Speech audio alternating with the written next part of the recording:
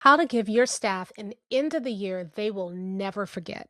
Listen, I have watched principals turn around brutal years in the last 6 weeks of school. They've taken a toxic culture, one that's grinding everybody down all year long, and they shifted the culture.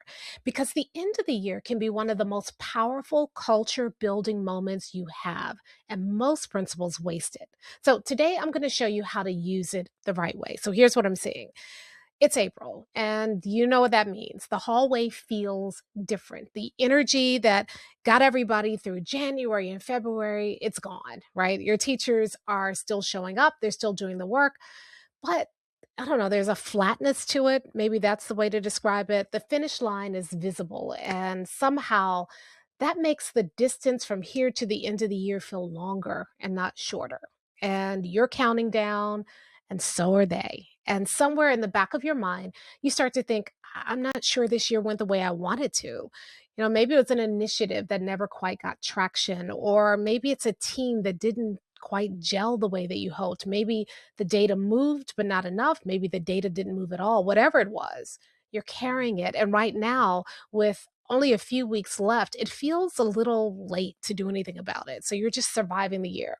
Well, I want to tell you something that changed how I think about the end of the school year, and I think it can help you too. So, in the 1990s, there was a psychologist named Daniel Kahneman, and he ran an experiment.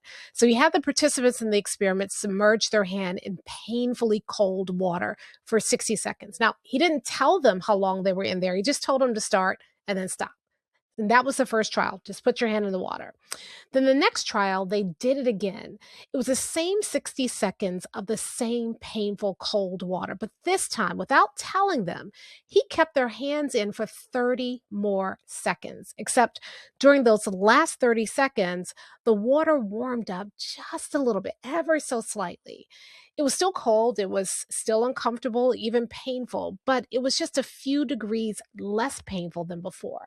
And then after that, he asked them, okay, if they had to repeat an experiment, which one would they do? Would they do the first one or would they do the second one? And here's the thing, most people chose the second one. Now, think about what that means. The second trial had every bit as much pain as the first one had. They had the same 60 seconds of the same painfully cold water. That was unchanged. But then it added 30 more seconds of cold on top of that. So that's 90 seconds of pain in the second trial as opposed to 60 seconds of pain in the first trial. And yet, people chose more total pain and longer suffering. And they did it just because the ending was slightly better. Now, that finding cracked something open for how we understand memory. And what it told us was that we don't add up our experiences and average them out. We remember two things. We remember the most intense moment, which is the peak, and then we remember the end. And almost everything in between fades. So, you have probably already lived this. You know this already, right? Think about a student who drove you crazy. You know exactly who I'm talking about, right? You don't even have to think hard, right? You know the name. They were the ones that they were the student that was in your office more than anybody else. You called home multiple times. Teachers pulled you aside in the hallway to talk about them. You tried interventions, conversations, heart to hearts, schedule changes, parent meetings. Some of it helped, some of it didn't. There were stretches where you would go home on a Friday genuinely unsure if you were making any difference at all with that kid, right? And then something shifts. Maybe you had a conversation with a kid where something you said actually landed. They were actually listening. Maybe it was a moment where they stopped being so defensive and just talk to you like a real person instead of cussing you out, right? And you filed that moment away and kept going. And then comes the last week of school, right? You're standing in front of the office during dismissal, maybe, and half your mind is already on the summer. And then that student walks by, shoes unlaced, backpack half zip, and they look over you and they stop and they say, "You're the reason that I kept going this year." Like, we all live for those moments, don't we? I get chills even thinking about it. And in that moment, it's almost hard to remember all the trouble that they caused you. I mean, you know it happened, right? But that feeling, that realization that you made a difference with that kid, that's all that matters.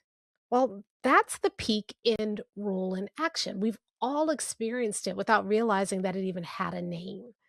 Now, here's how we were trained. You see, most principals planned the end of the year celebrations the same way that they plan everything else in April, right? They look at what's available, what's tradition, what's easiest to pull off when everybody's running on empty.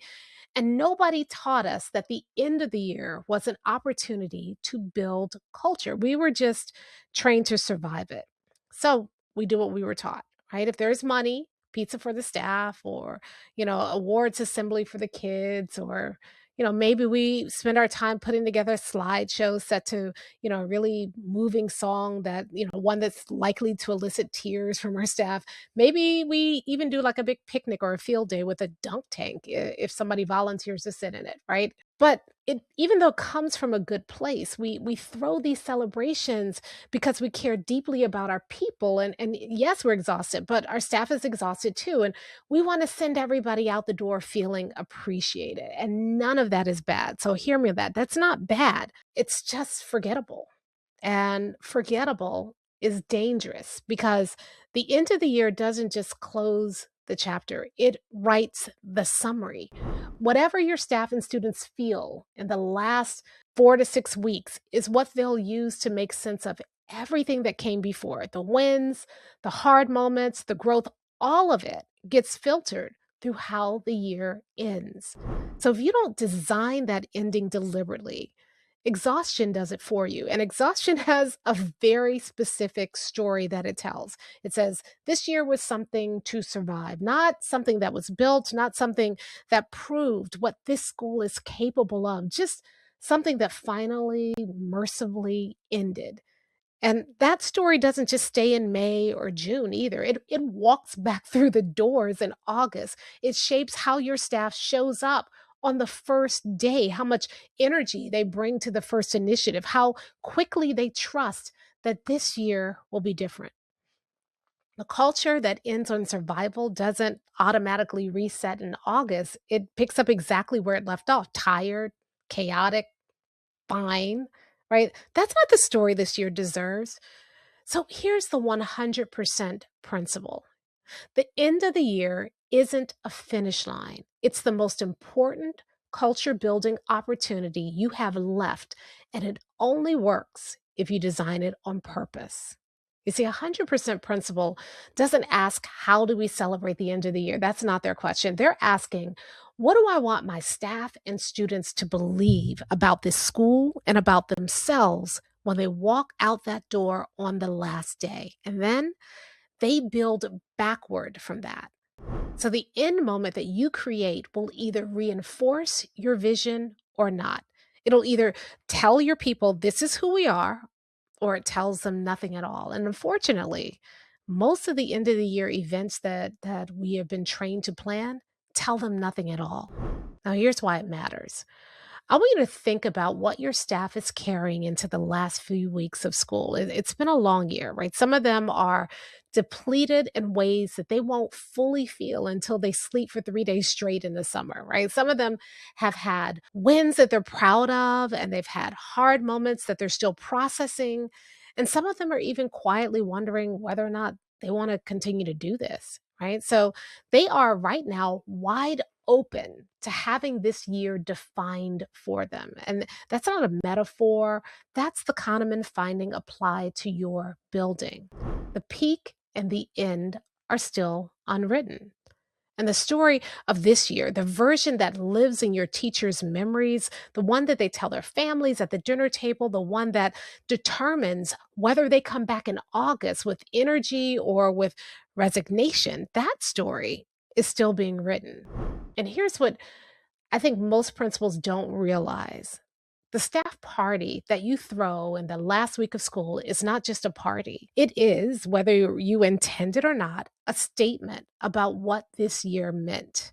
If you do something generic, that says, hey, we survived. If you are intentional, that says, look at what we built, look at who we've become. And the difference between those two messages is not determined by your budget or the amount of time you have or the quality of the catering. It's simply whether you decided in advance deliberately about what you wanted your people to feel when they walked out of that building. And a school with a clear 100% vision has an enormous advantage here because the peak moment doesn't have to be invented, from scratch. It already has a name, it already has a story. The celebration that you create in a 100% school isn't generic appreciation. It's a specific acknowledgement of the specific thing that this specific school was building this year. And that kind of moment, it doesn't just feel good, it cements something. It makes the vision real in a way that a September kickoff never quite can. And for the students, the ones who had a hard year, the ones who are still deciding whether school is worth showing up for, a deliberately designed peak experience, well, it tells them something they may not have heard clearly all year long. You belong here. This place was built for you, and we're not done yet. That memory goes home with them at the end of the year. It comes back with them in August. Everything else will have faded by then, but the peak and the end never will. So here's your 100% move this week. You actually have two end experiences to design, not one, and they require two very different kinds of intentionality.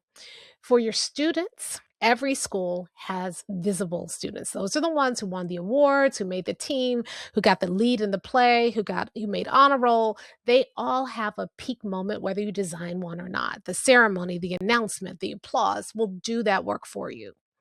The students who need your attention right now are the ones in the silent middle. You know who they are, right? They came every day. They sat in the back row, they did the work, they never caused a problem. They never got called to the office. They're not struggling dramatically enough to land on anybody's radar. They're not succeeding visibly enough to, be in the award ceremony. They've moved through this entire year essentially unseen. And if you don't do something deliberate in the next few weeks, that invisibility is the end of the story that this year tells them about themselves. So you've got to design an end. So this week, what I want you to do is I want you to ask your teachers one question. Who in your class has been quietly showing up all year and hasn't been specifically acknowledged for it? I want you to get their names. And then I want you to figure out one moment, one specific, personal, unhurried moment where each of those students hears directly, I see you. You matter. You're exactly who this school was built for. So I'm not talking about an assembly here. This isn't a certificate with their name printed on it. It's a moment. It's specific to them from a person who means it. That's the end that they're going to carry into the summer. And then they're going to bring it back in August. Now, for your staff, your teachers need something different. They don't need to be told that they worked hard. They know they worked hard. What most of them don't know, because no one has, said it clearly enough, is what is their hard work actually for? What did it add up to? What does it mean about the kind of school that they are building with you?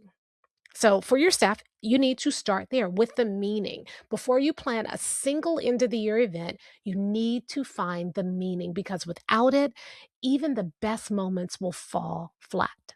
So a party without meaning is just a party. A slideshow without meaning is just photos set to cheesy music. But when your meaning is clear, even a simple moment becomes something that people carry with them. So this week, I want you to sit down and I want you to complete the following sentences. Number one, this year we committed to. At the beginning of the year, we were blank. The biggest challenge we faced was blank. What most people would have done is blank. But this year, we chose to blank. And because of that, we proved that blank. That's it. You do that, and that's your meaning. By the way, if you want to get a copy of these questions, make sure that you're subscribed to the newsletter. It's in the newsletter for this week, and you can get a copy of the questions there. So that's your meaning. And everything you design between now and the end of the year should make that story feel true in the bones of the people in your building. right? An 100% principal doesn't throw a party at the end of the year. They close a chapter and they make sure that everybody in the building knows what that chapter is about. Okay, that's all for today. But just keep in mind that everything you heard today started out as a Friday newsletter. So if you want to get the newsletter and see the visuals and grab the questions and have something that you can keep and refer to over and over and over again, make sure that you go and sign up for the newsletter at 100%principal.com. I'll talk to you next time.